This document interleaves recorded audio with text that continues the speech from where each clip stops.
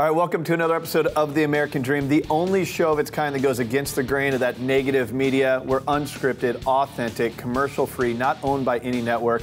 So here's what you're going to see today. We've compiled interviews with some very inspirational people throughout the week to create one show airing all across the country. And don't forget, even though this is a national show, we integrate the best market experts out of your town to give you some advice on what's happening in your backyard.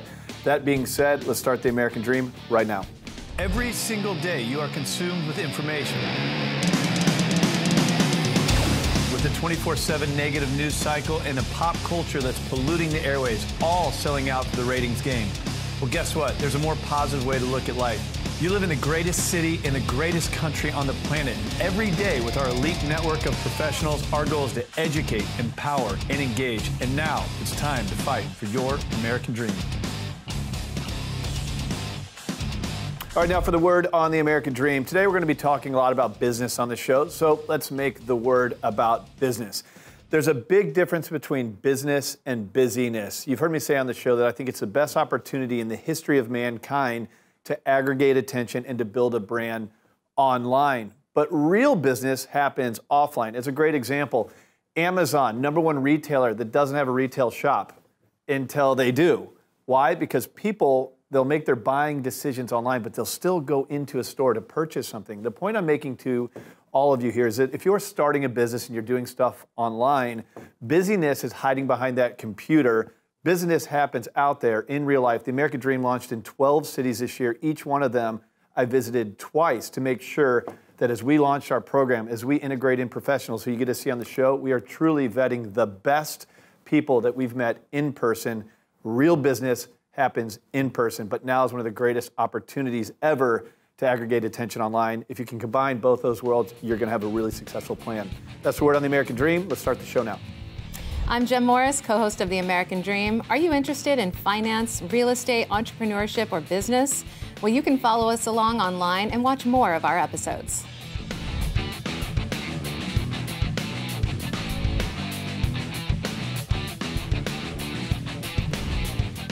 All right, welcome back to the show. Of course, a show called The American Dream. We're going to talk a little bit about business and that entrepreneurial spirit. Joining us on the show for the first time, Ashley Stahl, business owner, multiple business owner, counter-terrorism for the Pentagon when you were 23. Yes. And you love cake, is what we just learned. That's the summary. The interview over. Interview done. Yeah. Let's move on. Thanks for coming on the show. Thanks for having me. I got to ask about being in counterterrorism for the Pentagon at 23. Wow, that's incredible. Tell us about that. Well, I think a lot of people really struggle to figure out what they want to do with their lives. And in college, we're forced to come up with a major and commit to it. And so I was always curious about cultures. I was quick to learn foreign languages. And that, to me, felt like a formula to study government. And so I ended up pursuing it all the way. And when I graduated from grad school and had a master's in war, I literally couldn't find a job. A master's in war. As one does. Awesome. Yeah. And I really struggled to find a job despite this and despite, learning Arabic and French. And I related to so many people who couldn't find a job in the recession. It was like we were lied to. We were told that if you follow what you want to do, you get a degree, you can get a job and get paid, what you're worth. And that didn't happen for me. Sure.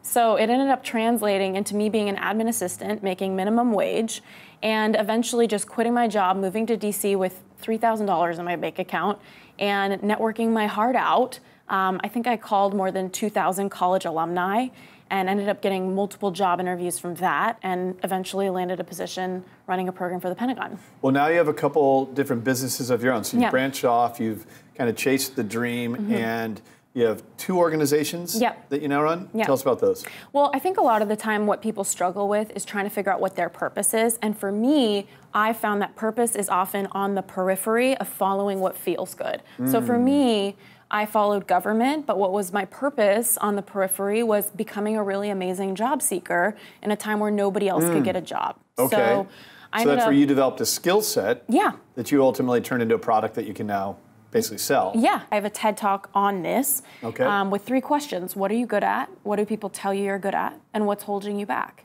And I really try to figure out, well, what are you naturally good at and what is everybody noticing about you? And then I, as a career expert, and so many of my coaches on my team, we use our mindset and understanding of the workforce to come up with career paths that really seem to suit that skill set, regardless of the industry that they're interested in. That comes later. Ashley, I wish we could keep you around longer, but we Hey, got I'm to run having here. fun. Thanks for having me. We'll have you on again, but you got a heck of a background. Counterterrorism, entrepreneur, TED Talks. Great guest. Thank you so much for coming on the American Dream. Thank you so much for having me. I hope you can connect with Ashley online to learn more about her. More of the show coming up next. Hey, I'm Jem Morris, co-host of The American Dream. Are you sick of the negative media? Then join the conversation online.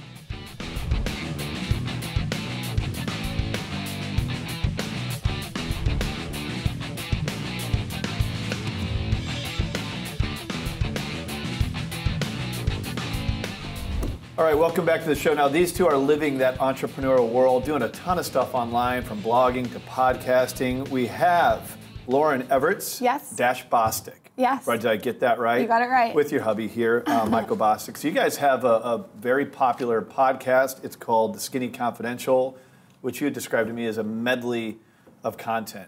Tell us about it. Yeah, so we talk about business, health, relationships, diet, filler, sex. A little bit of everything. A little bit of everything. Yep. Everything. Boob jobs. Nothing is off jobs. limits. Okay, so everything. Everything. Well, good for you guys. You guys have had a lot of success with it. How did you get started? So I started the blog called The Skinny Confidential when I was attending San Diego State 7 years ago. Him and I were dating, weren't engaged yet, and the blog was something I did every day, 7 days a week for 7 years up to now. So I was running my own businesses and she was doing the blog, and we were getting so many questions to her social channels and my social channels, and we said, okay, how do we figure out a way to stop responding on an individual level and give answers on a massive level? Mm-hmm. So we said, okay, what's the best way to do that? What's the most effective and cheapest way to do that? And we said, okay, a podcast, because you can self-produce it, you can put it out, you can reach multiple platforms, whether it's Apple Podcasts or Spotify or SoundCloud. And so we said, okay, let's start a podcast. And originally it started by taking listener questions and reader questions at the time. Sure. And picking the best ones out and then answering them. And since then it's evolved into different interviews, and we've had different guests on and different topics, and definitely has run the gauntlet of topics at this point. So this has become a great space. It's very opportunistic. I think it's the greatest time in the history of marketers to aggregate attention, build a brand, but it's also really noisy. There's a lot of people saying to do this. There's a lot of people doing it. I mean, how many life coaches are there now? They're like 25, right? Yeah, the 25-year-old life coach. Right. So teach about life. But you get a lot of that. How do you separate yourself from the noise and the people that are doing? There's a difference between business and busyness. How do you separate and make it a real business model? So for how I stood out was I am really unapologetically myself. Like I think that the way I write is the way I talk, and I think that's been a big help in how I've stood out in this industry. I also think that I came in wanting to collaborate with other people as opposed to compete. So what I did to grow The Skinny Confidential and Growth Hack It was team up with other models or actresses or people that already had these platforms, showcase them on The Skinny Confidential, which is a super beautiful pink girly site, and from there they wanted to promote the interview, so it was a win-win for everyone. I think that if you're starting out now, it's a different time now than when I was starting out 7 years ago. I think it's really important to find your niche, and when I say that, I mean such a niche. So I always say this, I say, it's so niche that you almost have to create an Instagram account called @thattargetgirl. Mm-hmm. And I say this to my audience all the time. That's someone that is living, eating, breathing everything from Target. So they just showcase Target, and what ends up happening with that is you stand out through all the other fashion bloggers. Target notices you. You can end up getting partnerships, sponsorships with Target, and then from there, eventually, hopefully, the end goal would be a product line with Target. Wow. So you really have to think far in the future, but also with niche. Yeah. So you've been doing it 7 years, which is a good runway for people just getting into it now. Michael, you've kind of been more involved on like real offline business and brought it in. How would you say to separate yourself? So I think where I see people making a mistake in the online space or even in the business arena is they say, okay, I'm going to launch this and it's going to reach everybody. Right. When if you really study the most successful businesses and platforms, they launch and they really had someone specific in mind. This applies to creative spaces too, where I've heard like authors say, when you write a book, write it for 1 or 2 people. Mm-hmm. And that way you're not so focused on so many other people and so many opinions, it's not going to sway you in one way or the other. You're going to be able to be hyper-focused. And from there, you're going to build word of mouth. If you get a real, true fan, they're going to do a lot of the marketing for you. And I think if you kind of have somebody that's like, I kind of like this thing, sure. kind of not, they're not really going to be enthusiastic. So you want to, there's a book by Seth Godin, called Purple Cow. I don't know if you've ever read it. It's a great book. And he says you have to be remarkable, and meaning someone is going to remark on you. And to do that, you have to be unapologetically yourself, really be different, stand out, niche down, and I think from there you can expand. Awesome. Lauryn and Michael, thank you so much for coming on The American Dream and inspiring us a little bit. Thanks for having us. Appreciate it. Hope you can check these guys out. The Skinny Confidential is their podcast. Be remarkable. That was a good one. More of the show coming up next. Hi, I'm Jem Morris, co-host of The American Dream. Don't forget, you can always watch more of our content online and follow us along on social media.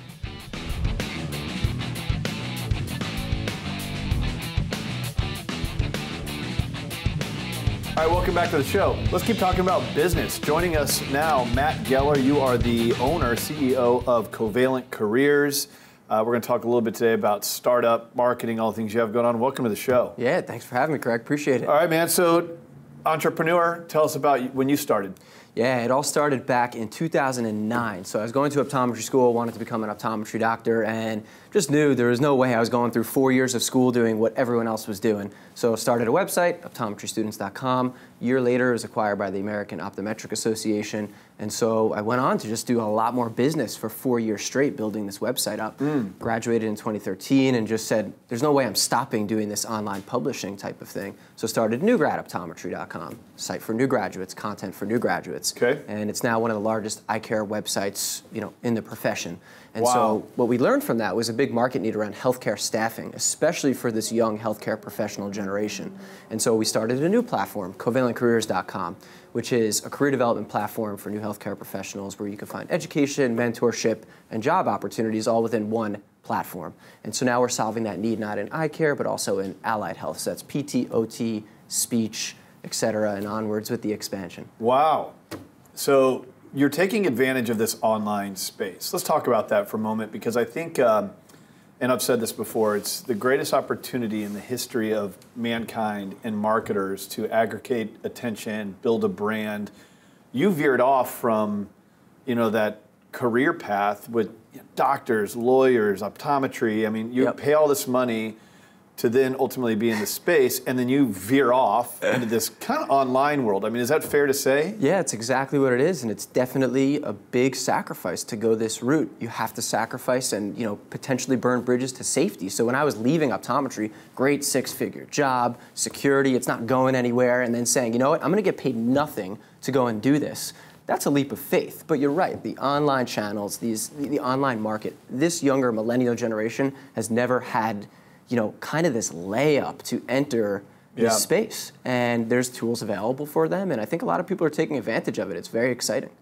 Would you agree that, and you don't have to, but that a lot of people are chasing that online dream, but not actually putting in the work? I mean, the things that you've done with Covalent Career and everything leading up, I mean, you're right. You burned the bridge. You took huge risk, and I'm sure coming out of optometry school, you had debt. Absolutely, I mean, so everything you did was very high risk, but ultimately can be high reward. How do we combat the high risk? How do you coach people on that? Yeah, it's a difficult one. I think for one, the sacrifice component is there. And ideas are a dime a dozen. A lot of people have ideas, and it's like, I could do this, I can do that. Ideas don't matter. It's executing on those ideas. It's having the courage to make the right decisions, and have a decision-making process where you mitigate that downside risk. And so ultimately, for people who are kind of on the fence, should I go, should I do it, I'd really just say, what is your plan? What are your goals? What does that execution strategy look like? And the more information you have and the ability to stress test those ideas with other believable people can enable one to take the jump. And so what I mean by that is passing those great ideas. Say like someone wants to get into media, doing what you're doing. You're a believable person there. They should be passing their plans on to you saying, is this an accurate plan? Am I calculating this correctly? And if so, if you stress test those ideas, making that jump becomes far easier. Certainly hardship along the way, but you've got to stress test those Am I ideas. connecting the dots a bit on what you're doing here at Covalent Careers? Yep. Okay, absolutely. So explain real quickly what exactly you guys do. If someone wants to connect with you online, learn more, what are they going to find? Yeah, so Covalent Careers, individuals can create a profile or visit one of our educational sites, a variety of educational sites that we teach these fundamental lessons and ultimately find jobs. But it's through that process of educating correctly and then finding that correct position that you'll ultimately find career and workplace happiness. That's what we're aiming for. Awesome, man. Well, you've walked the walk, right? You don't just talk the talk. I mean, you've actually done this yourself. Now you're leading this Covalent Careers. I hope our audience will connect with you and learn more. Absolutely. All right, thanks, Matt, for Appreciate coming on the show. Ideas are easy, execution, whole different ball game. More of the American Dream coming up next.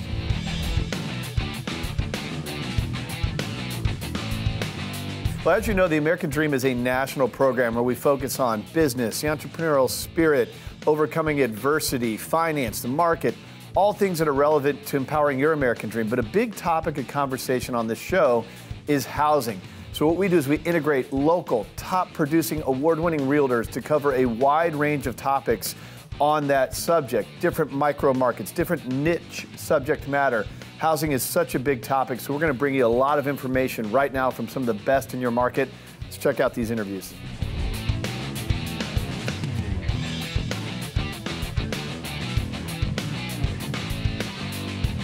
Welcome back to the American Dream. Well, home inspections can make or break a real estate transaction. And here to give us all of the inside information today on what to expect, accept, and maybe even steer clear from is Rachael Felan with Sky Austin Realty and her special guest, Randy Barfield, owner of Barfield Home Inspection Services. Thank you both so much for being on the show. Hey, Jen, nice to see you. Nice to see you again, Rachael. And thank you for being on the show, Randy. It's very exciting to talk to a home inspector because we get all the good inside information, which I will be getting to in just a moment with you. But Rachael, I'm going to start with you first. As we ramp up for the peak Austin real estate season right now, what do you recommend homeowners do before listing their home and putting it on the market? I do highly recommend that sellers get prepared, do that inspection, possibly do a pre-inspection, which is something that we do here in Austin. It's not as common, but get your AC serviced, take a look at some of the things that maybe were on your previous home inspection from when you purchased the home if it was somewhat recent, and address those items. And just do an overall clean of your property that might bring to light some items that have been neglected possibly over the years. Randy, what should a buyer expect when they go ahead and schedule a home inspection?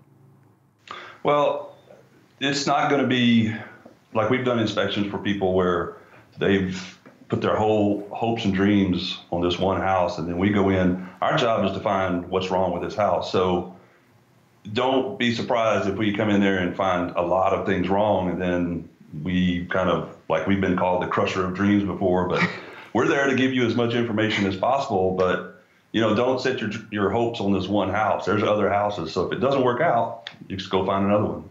Rachael, do you set your clients' expectations up for just what Randy is saying? Do you tell them, look, this could go either way? Completely, and thanks to Randy, over the years, I feel like I've become very knowledgeable in a lot of home maintenance and just things to be looking for, even when we're just showing houses before we've even made an offer. And to Randy's point, I always prep my clients. We're really looking for either things that are non-functioning, broken, or hazardous. Other than that, this is just a laundry list of miscellaneous, honey to-dos that you might need to take care of after closing. Well, Randy, I want to start with the crazy and then move backwards towards the normal. What are some of the most outrageous things that you've discovered doing a home inspection? Most of the time it deals with animals that are at the house. I've had some donkeys that follow me around. I've had dogs that follow me around. But there was one incident where we were doing what's called a one-year warranty inspections, where people have us come in and do the inspection like at the 11th month part. And this lady had a lot of cats in her house, but I didn't realize how many. And I opened the microwave and there's a cat in the microwave. And wow. I turned around and said, there's a cat in your microwave. And she said, yeah. And I said, what would have happened if I'd have turned it on? And she said, no, you don't want to do that. And I said, yeah, I don't want to. And she said, no, seriously, you don't want to do that. And I looked around and there was about 40 cats standing behind me looking at me. And that's what we call in the business a limited inspection at that point. Well, that is pretty outrageous. I'll give that to you, Randy. All right, Rachael, well, take us through some of the more common things that might come back from a home inspection, but that you tell your buyer, you know what, this is nothing to freak out about. So I think one of the biggest ones is always kind of a handyman special on the outside. There's always the note of caulking around exterior light fixtures. Even interior caulking does come up on a home inspection. Frosted glass on an exterior window is a big issue for a lot of my buyers in the most recent years. And that's a quick, glass company out there, take the window apart, reseal it back together, seam up the moisture. Those kind of things don't really, they shouldn't make or break a sell. Right. Of course, there's plumbing concerns. You can speak to this, but I think roof, foundation, major concerning hazardous electrical, and then plumbing pipes especially, that's where I would be more concerned. Even termites, I feel like for the most part, should not be as concerning. They can be addressed, taken care of, and dealt with. Certain things are fixable and other things are not. And this is why you want professionals such as yourselves. Rachel, I know that you're a top producer. And Randy, I know that you've been in the business well over a decade. So you both have seen it all. And you two are the people I would go to when I was looking for the right kind of advice. And we really appreciate you being on the show. Wonderful. Thank you. Thank you so much. And if you have any other questions, reach out to us online, AmericanDreamNetwork.tv. We'd be happy to answer any questions you may have. And follow us along on social media. We always love interacting with our viewers. And we'll be right back with more of The American Dream.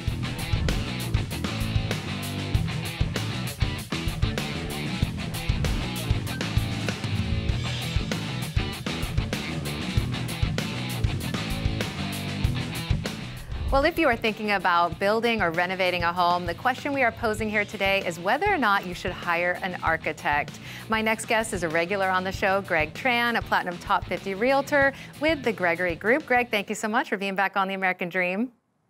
Thanks for having me again. Now, I know that you brought on a special guest, someone that you admire not only professionally, but someone that you have also worked with a bit in the past. Would you like to do the honors and introduce your guest? Of course, this is architect Ed Hughey of Arbib Hughey Design, and he does a lot of residential construction work here in the Austin area. Absolutely, which is exactly what we are getting into today. So it's so great to have you on with us, Ed. Thank you so much for being here. I want to ask you why an architect can really be of value. If we're looking to remodel or we're looking to build from the ground up, what does an architect bring to the table? Well, I think there are a number of things that an architect can bring to the table for a project. Austin's booming, and a lot of people are building, remodeling, building new homes, and to have an architect on the team could really bring some design and creativity to ideas you're thinking about. Architects have been working for 10, 20, 30 years in practice, and have probably thought a lot about the problems that you're considering, and so they can bring a lot of creativity. In Austin specifically, the permitting process has gotten very complicated. And they can bring a lot of experience to that process and help you get through that a little more quickly, a little easier. And to have someone on the team when you're building the project can be advantageous because they've seen a number of homes get built.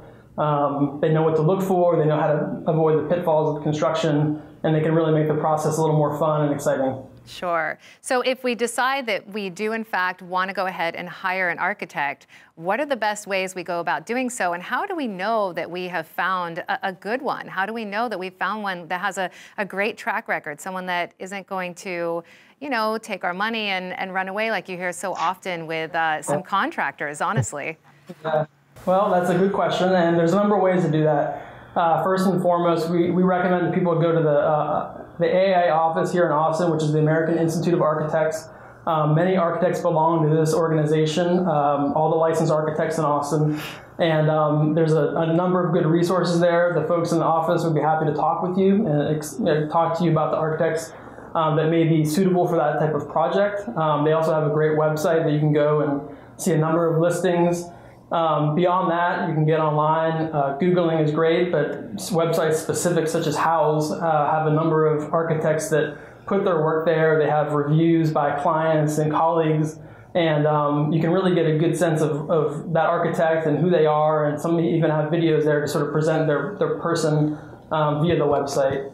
And last but not least, we really like referrals, mouth-to-mouth referrals, old school stuff. But if you have a friend or a family member or client or colleague that has worked with an architect, like their architect, and had success with their architect, chances are they're very good, they're very professional, and they'll be great in your project as well. So once we've narrowed it down to a few selections, how do we pick and make that final selection of the one that's right for us?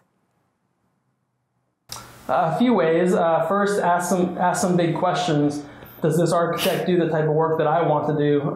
For instance, if you want to do a remodel project, is your architect, do they have a number of projects that sort of represent that size and scale project? Or do they mostly do commercial, and maybe this would be a tough transition for them?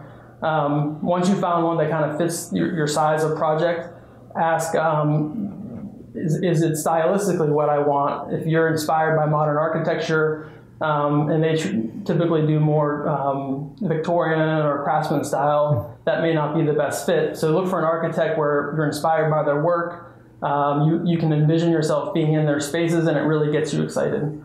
And also ask about the budget. Make sure that the projects that they're doing are kind of in line with the project that you want to do. Hiring an architect that you love is great, but if their budgets are 2 or 3 times what you typically want to spend, that may not be such a great fit. Right. Now, Greg, I know that you wanted Ed to show us a few examples. We have just a limited amount of time left, but I know that there's some properties that you have some photos of.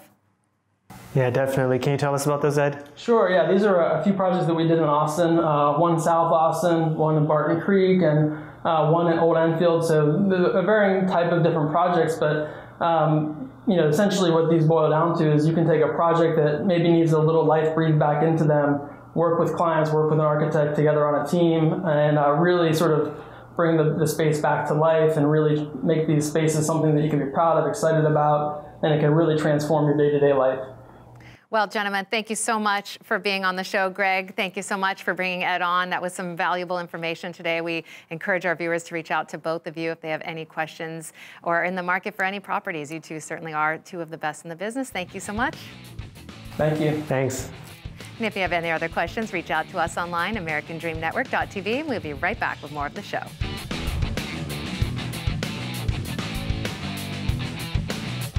You just heard from award-winning realtors about your marketplace. It's one thing to find your dream home. It's another thing to finance it. I've traveled the country to find the best mortgage experts in every city. You're going to hear from yours in a Mortgage Minute right now. Let's check it out.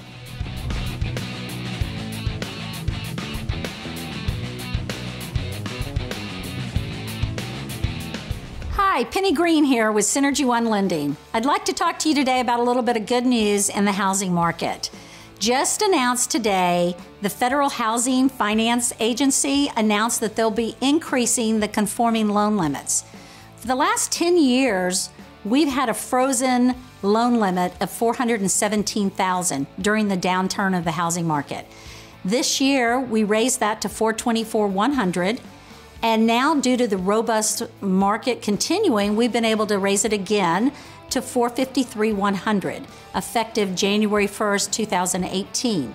So you're probably asking, what does that mean to me? Well, it allows you to now borrow more money at a lower interest rate due to the fact that it's a conforming loan and not a non-conforming loan, which typically carries with it higher interest rates.